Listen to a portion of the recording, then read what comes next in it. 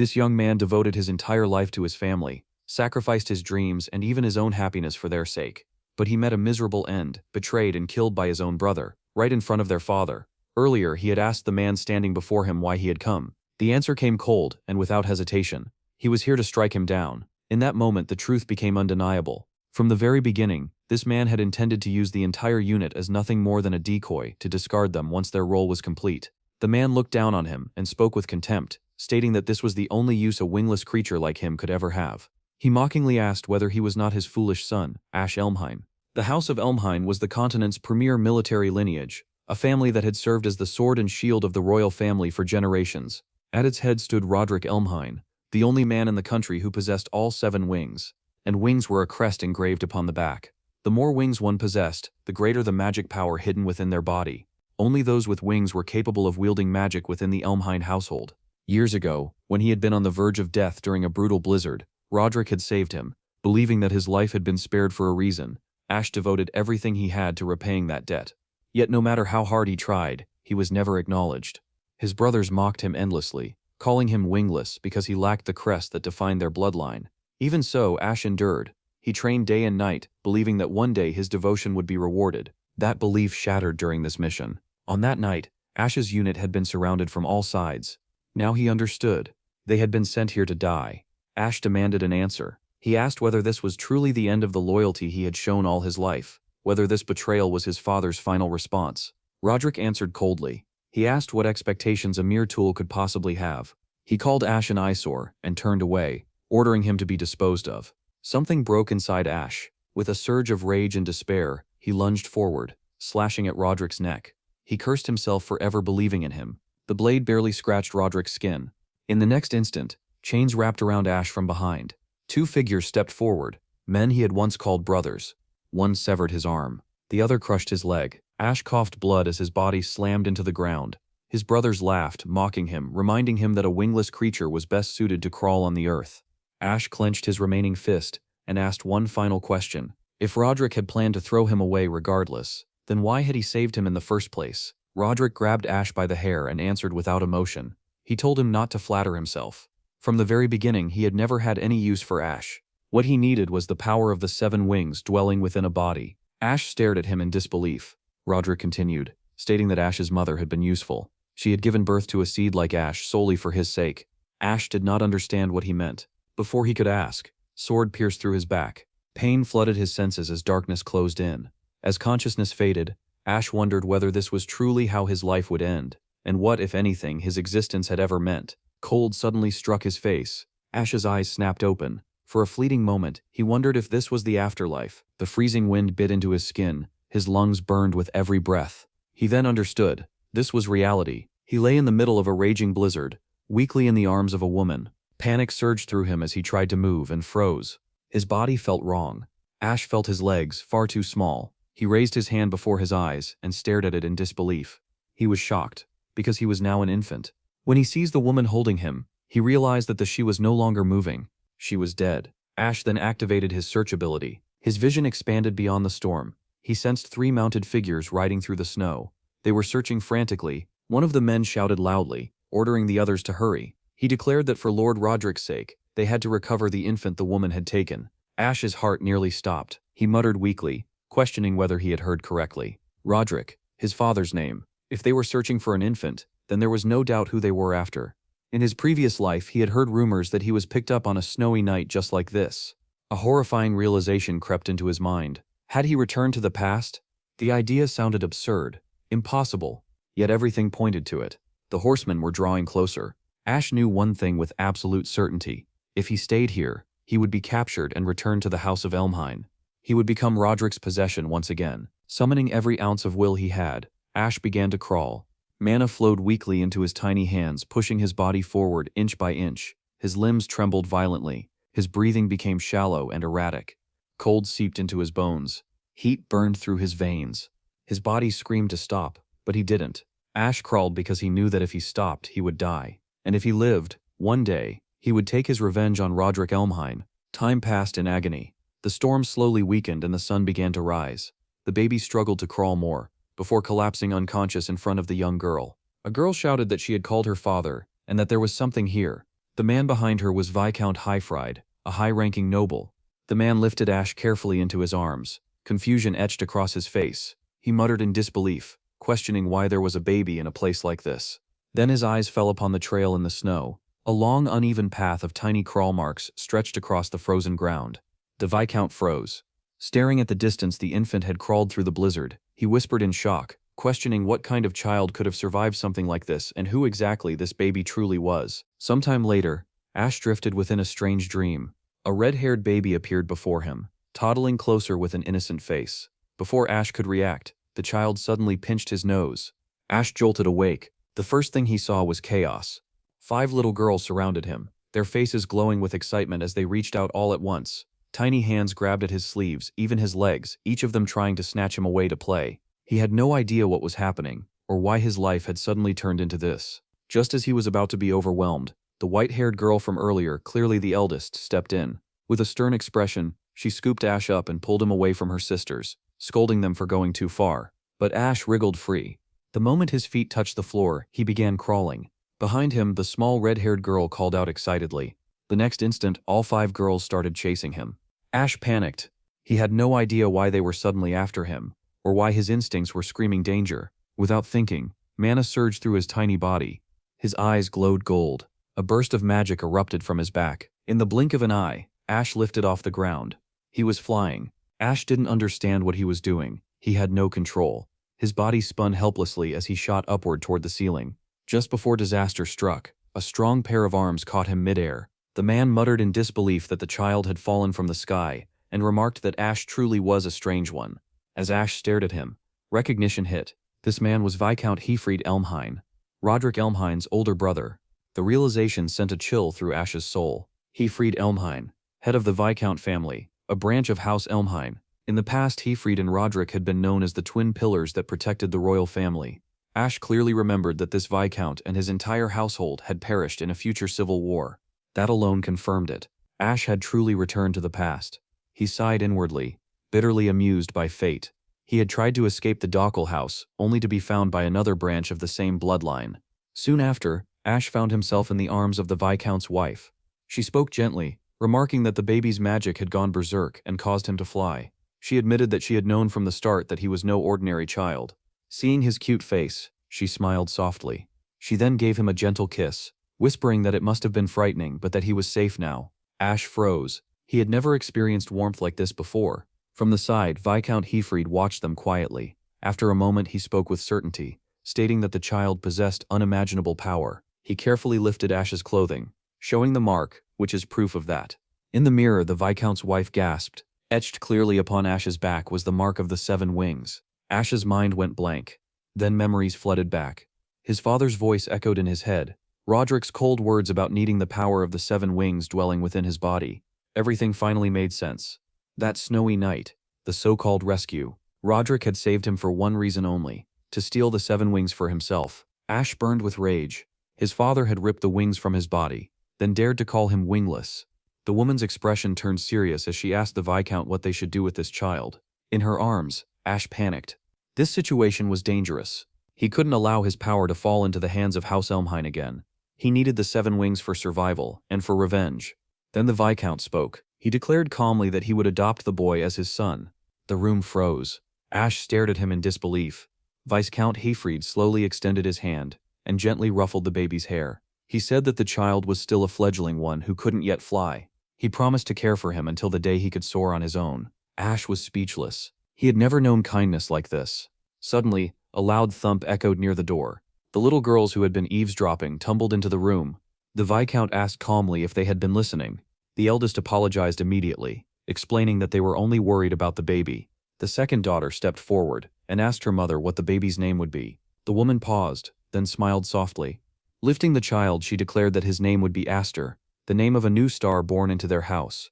10 years passed in the blink of an eye. The scene shifted to the Grand Mansion, the venue of the annual sword dance assembly. A carriage came to a smooth halt before the gates, and Viscount Highfried Elmhine stepped down first. One of the guards immediately greeted him with a respectful bow. Moments later, a young man emerged from the carriage. It was Aster. No longer an infant, he had grown into a tall, composed teenager with calm eyes that carried far more weight than his age suggested. He turned back into the carriage and extended his hand. He told his sister to be careful. A red-haired girl took his hand and stepped down, thanking him with a bright smile. She was Alphen, the same red-haired baby from long ago, now his younger sister. The two siblings walked side by side into a vast, brilliantly lit ballroom. They had come to attend the Sword Dance Assembly, an annual social gathering held by a certain ducal house under Elmhain, specially for the martial nobles. It was an event meant to strengthen bonds between noble families. In truth, it was a stage. Each house displayed its most promising young swordsmen, competing silently for prestige, influence, and recognition. As Aster and Alphen walked forward, whispers began to spread. Some murmured that the Viscount House of Elmhain had no true heir. Others sneered that since they couldn't produce one, they had adopted a nobody, some boy from who knew where. With scornful gazes, they wondered aloud how much longer that family would be allowed to tarnish the Elmhain name. Eyes drifted toward Aster. So that was him. Alphen clenched her fists and leaned closer, warning him not to be shaken by the nasty comments. She stated that they absolutely could not show any weakness here. Aster noticed something she didn't realize herself. Her hands were trembling. Just then, Lord Highfried spoke calmly, saying that this reaction reflected the Viscount House's current standing. Stopping before the massive gates, he turned to Aster and said he wanted his son to see this clearly. He asked whether Aster felt disappointed by their situation. Atron smiled. He replied that this level of chill suited him just fine. Highfried chuckled, clearly pleased, and said that hearing that was comforting. As they stood before the towering castle, Aster's thoughts drifted back to his past life, when he had been the disgrace of House Elmhain. His first appearance in high society back then had been the worst possible debut. This place was filled with bitter memories. But now, things were different. With the 7 wings within him, he was no longer the same person. Aster's gaze sharpened with quiet determination. This time, he would change his fate. The family began walking toward the imposing castle entrance. From a high window, 2 young men watched their arrival with open contempt. They were the same brothers who had tormented him in his previous life. Atron noticed them. His expression did not waver. With steady steps, the 3 parties continued toward the grand entrance, each carrying their own intentions. Inside his mind, Aster made a silent vow. This time, he would make a dazzling debut in high society. Inside, at the center of the main hall stood an arena, where 2 young swordsmen were locked in a fierce clash. The narration explained that this was an era ruled by knights. A true knight required both power and grace. Power was proven through swordsmanship. Grace was measured through reputation and fame. Steel rang against steel as the duel intensified, both youths displaying refined fencing techniques. Just as they prepared to clash once more, something changed. A glowing wing crest suddenly appeared on one fighter's wrist. In an instant, he overwhelmed his opponent, slicing cleanly through his sword and ending the duel decisively. The crowd erupted in cheers. The ultimate symbol of both power and grace had revealed itself, the wing crest. From the balcony above, Alphen whispered that the atmosphere was overwhelming. She remarked that she finally understood why her sisters Fren and Flair had refused to attend. Beside her, Aster stared silently at the arena. Memories from his past life resurfaced, laughter, humiliation, and the moment he had been defeated and mocked during a duel. His gaze grew distant. Alphen noticed and called his name, asking if he was nervous about his first sword dance assembly. Achon smiled and replied that he wasn't nervous. Inwardly, he thought that the feeling was closer to nostalgia. Alphen looked confused, unable to understand his words. Their father, Viscount Highfried Elmhain, informed them that he was leaving for a meeting and instructed Aster to look after Alphen. She protested loudly, claiming she was more capable than him, while Aster calmly called her clumsy. With a hand on his son's shoulder, the Viscount smiled and advised him to make connections, reminding him that many nobles his age were present.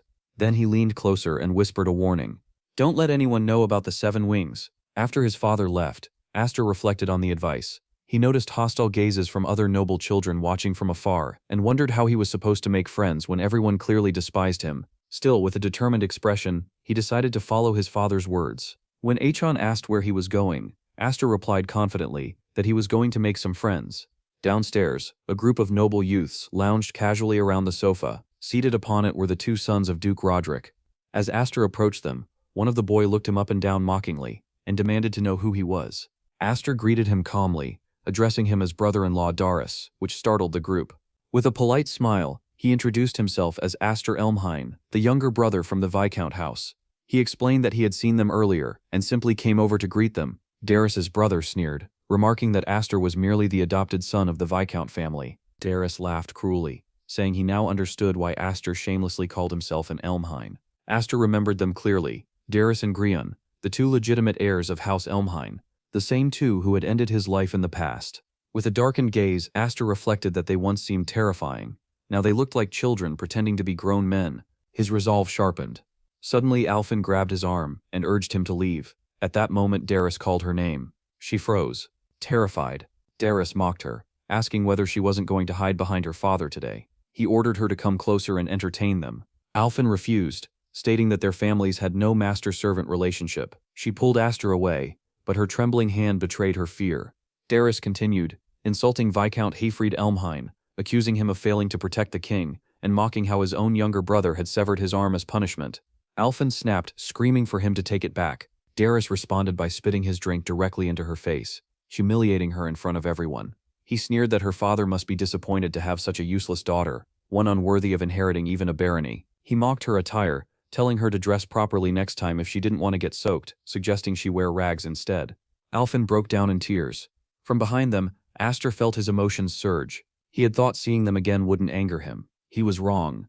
In one swift motion, Aster snatched a wine bottle from one of Darius's companions. Alphen gasped as Aster placed a reassuring hand on her shoulder.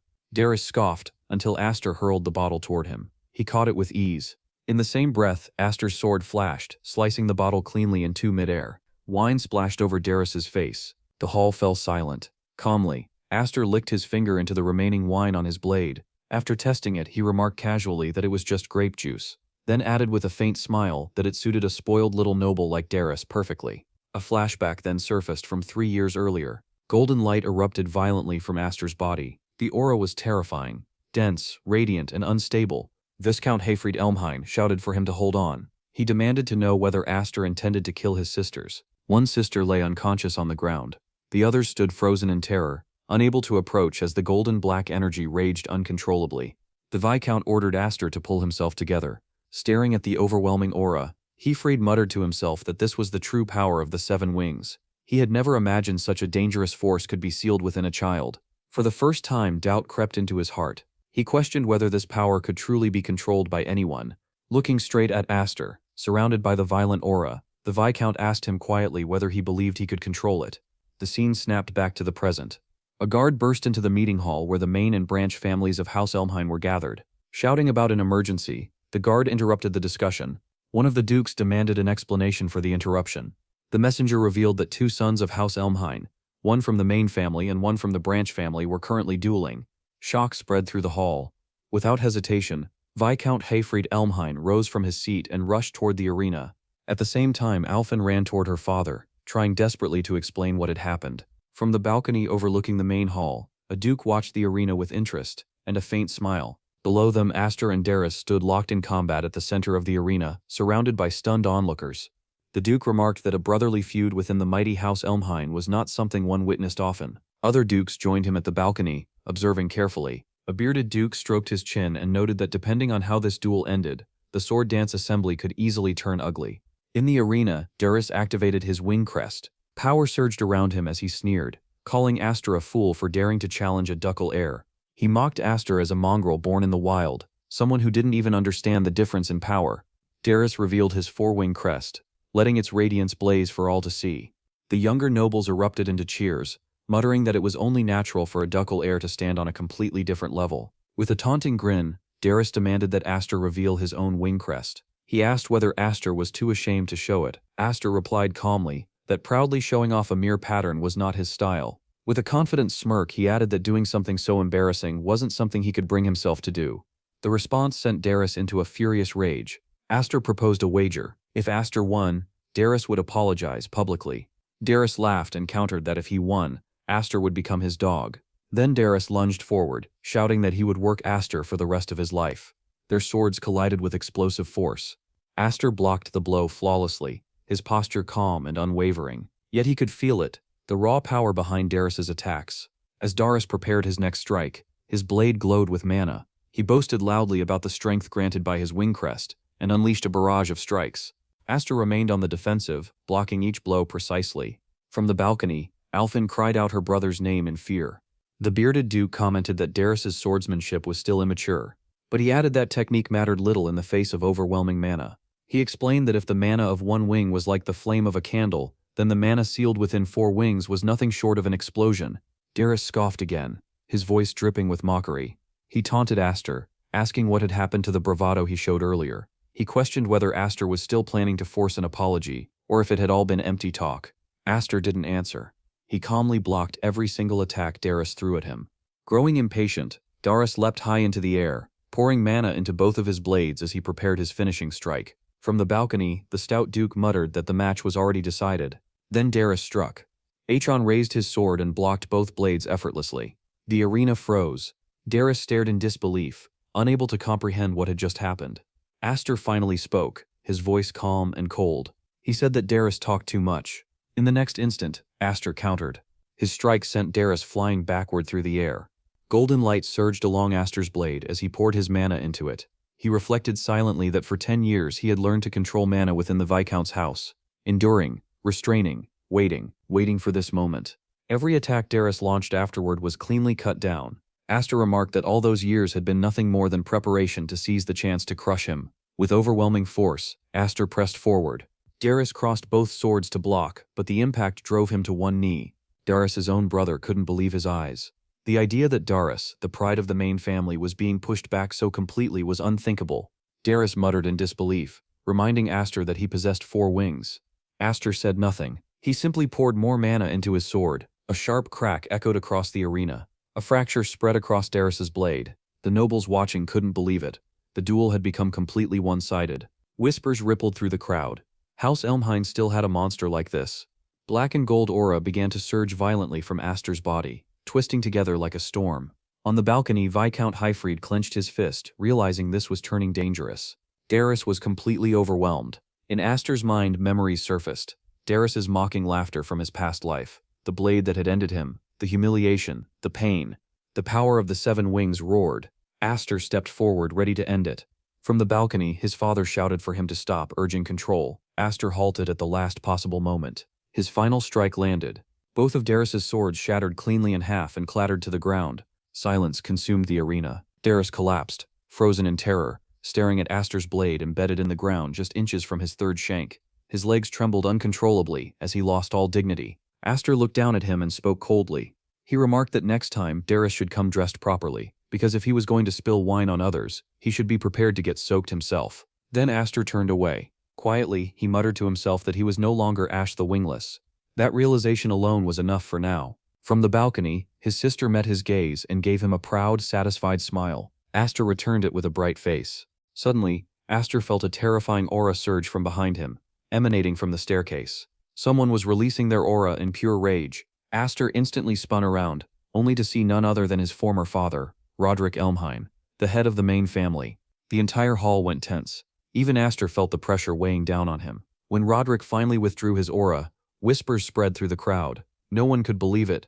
The youngest son of a Viscount family had actually managed to defeat the main family's 3rd son. This was no longer a minor incident. Everyone knew there was no way the main family would stay silent after such humiliation.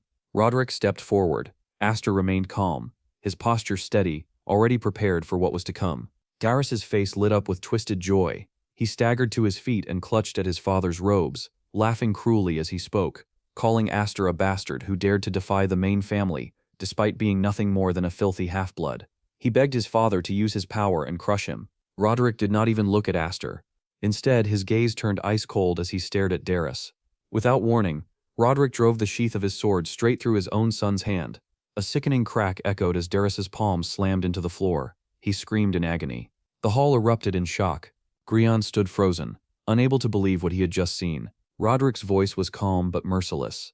He asked why a loser of a duel was laughing so shamelessly after dragging the family name through the mud. He raised his sword and declared that one who could not even avenge himself had no right to wield a blade. From the balcony, Viscount Highfried Elmhine understood his brother's intent and shouted for him to stop, but the room fell into complete silence. Aster had stepped forward, standing directly in the path of Roderick's sword.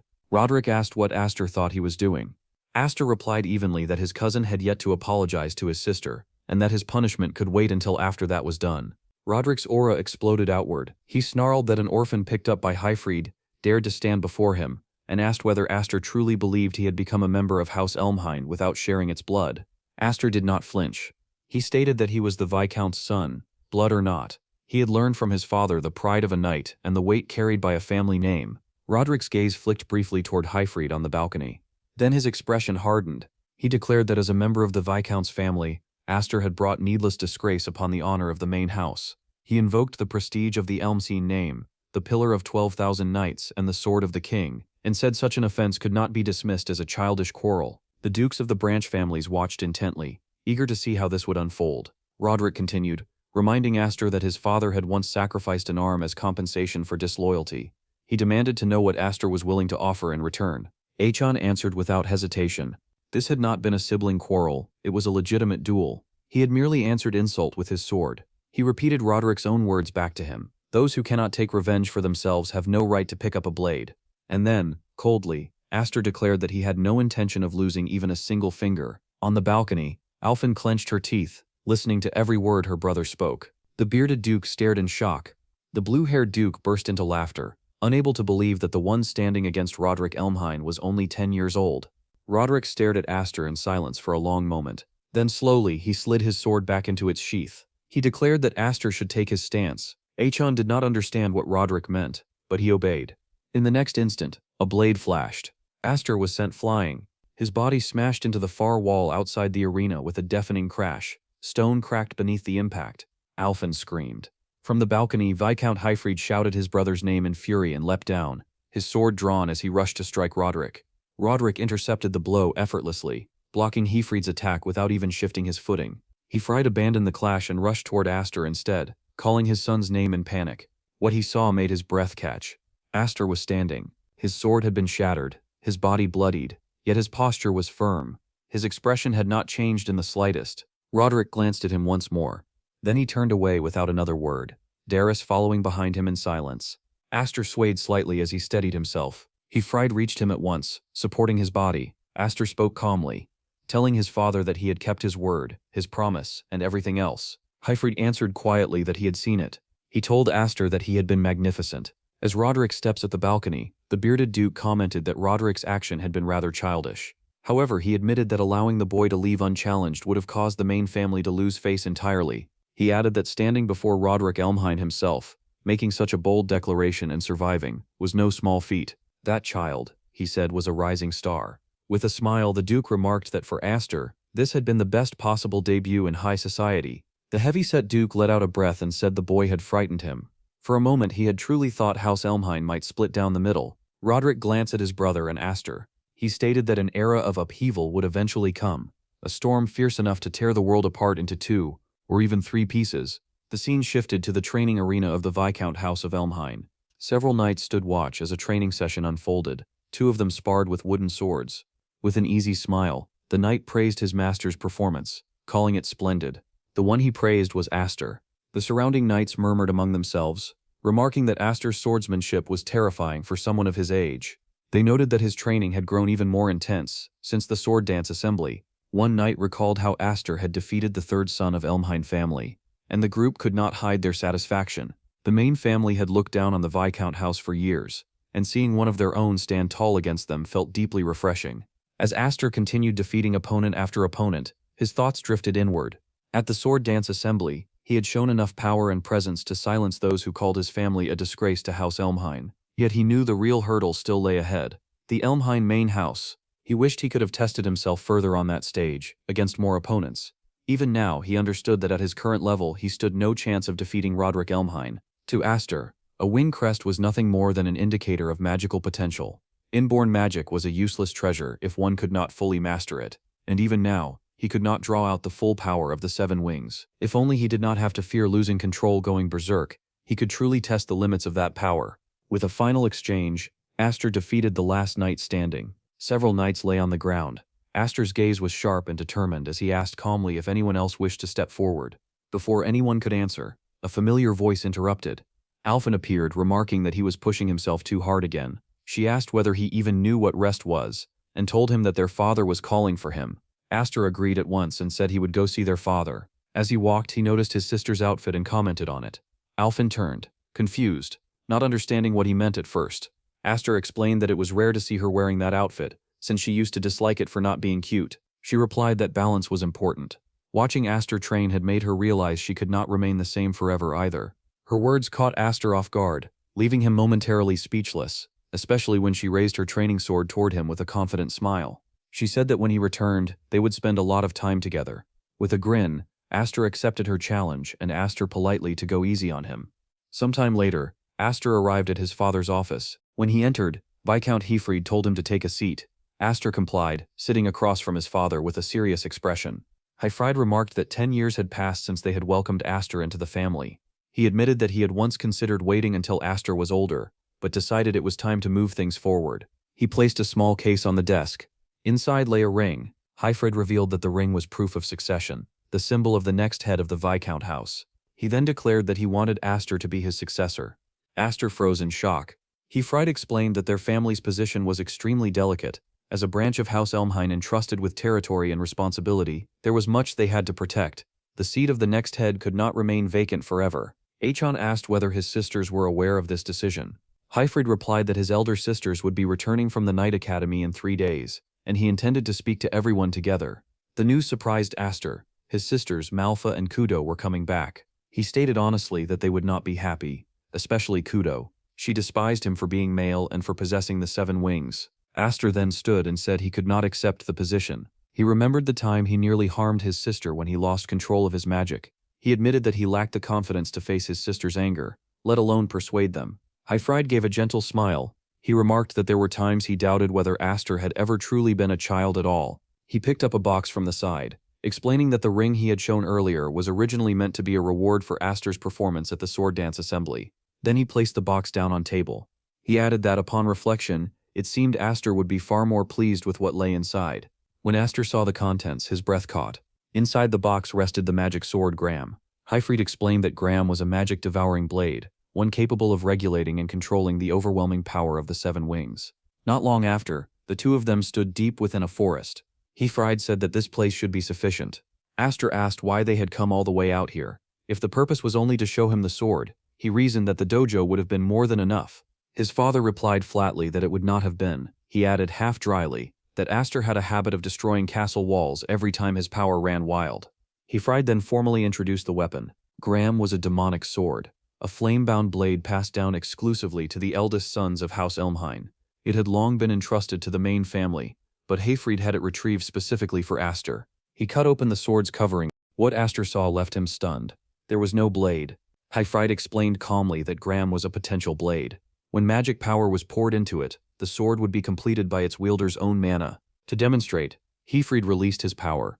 A massive surge of red magical energy erupted outward. The forest trembled as a blazing arc carved through the trees in the distance, cleanly severing everything in its path.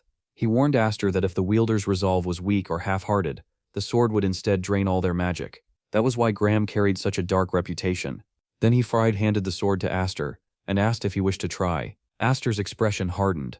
He took the sword. The moment he began pouring magic into it, something unbelievable happened. His golden mana flowed on its own. Smooth, natural, unstoppable. Inside the castle, knights at the training grounds looked up as a massive red streak of light tore across the sky. One knight muttered in disbelief, asking if a comet had fallen. Another snapped back, calling him an idiot, and pointing out that the light had come from the opposite direction. Alphen also noticed the blazing trail. She whispered quietly that it had to be Aster. Back in the forest, Aster sat on the ground. A faint smile spread across his face as he murmured that it was an unbelievable weapon. Heefried, however, was still staring at the sky. He said softly that what was truly unbelievable was Aster himself. He continued, stating that in all the history of House Elmhain, even tracing the bloodline through countless generations, there had never been a single individual who bore the crest of 7 wings. Heefried declared that if Aster fully mastered that power, he would one day surpass even him and Roderick Elmhain, despite their 6 wings. The thought struck Aster deeply. To surpass the head of the Elmhain family. His father's voice grew serious. He warned that power of such magnitude would inevitably give birth to conflict. If it became known that Aster possessed 7 wings, some would envy him. Others would resent him. Many would scheme to use him, and some would seek to erase him as an obstacle. Heefried extended his hand. He told Aster that so he would never again regret his own helplessness. When that day came, he must grow strong. Aster took his father's hand firmly. Inwardly, he vowed that he would never live another miserable life like his past one. Aloud, he thanked his father. He swore that he would master both the 7 wings and this world itself. The scene then shifted to 3 days later. The Viscount family welcomed the return of their elder daughters. Malfa and Kudo had finally come home. Kudo stepped forward first. wearing a bright smile as she extended her arms toward her younger sisters. She announced cheerfully that it was time for a reunion hug with their beloved big sister. Instead, both girls ran straight past her and embraced Manhwa. Kudo froze in place, visibly stunned. She demanded to know why they were not hugging her. The two sisters replied innocently that it was because Sister Kudo always messed up their hair. Kudo immediately denied the accusation, declaring that she had mastered chivalry to perfection and would never do something so unrefined.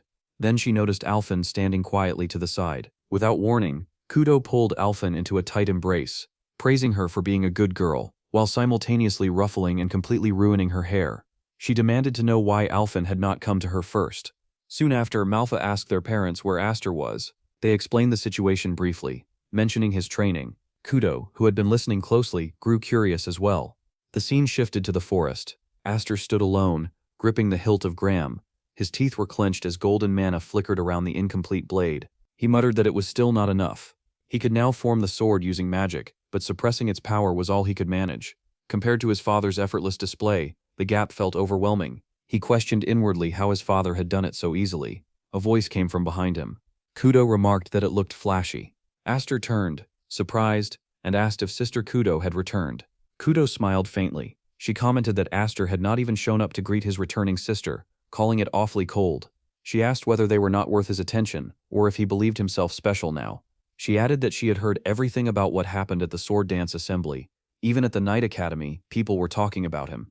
She noted that their father must be proud. Aster replied calmly that he had also heard about Kudo's achievements. Despite still being a trainee, she had excelled in numerous missions and had been awarded the Platinum Order, this year's honorary Knight Medal. Kudo acknowledged it without hesitation, stating that despite all of this, she still could not inherit their father's position.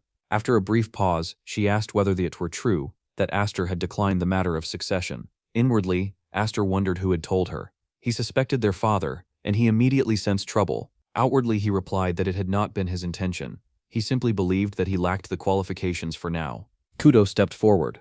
Her voice lowered as she said that both Aster and their father knew exactly what her dream was. She accused them of being cruel. She drew her sword. Before Aster could react, Kudo slashed through a nearby tree and hurled the massive trunk toward him.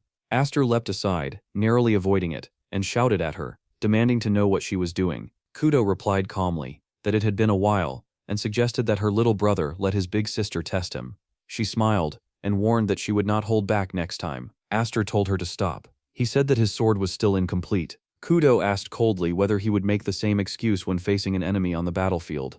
Aster fell silent. She stated that a knight must always consider himself on the battlefield. If Aster held back too much, she warned, she might crush him. With that, Kudo leapt into the air. Aster realized this was no joke. He was barely managing to control his magic as it was, but he knew he had no choice. He poured his mana into Graham, because he understood one thing perfectly. If he did not, Sister Kudo would truly try to kill him.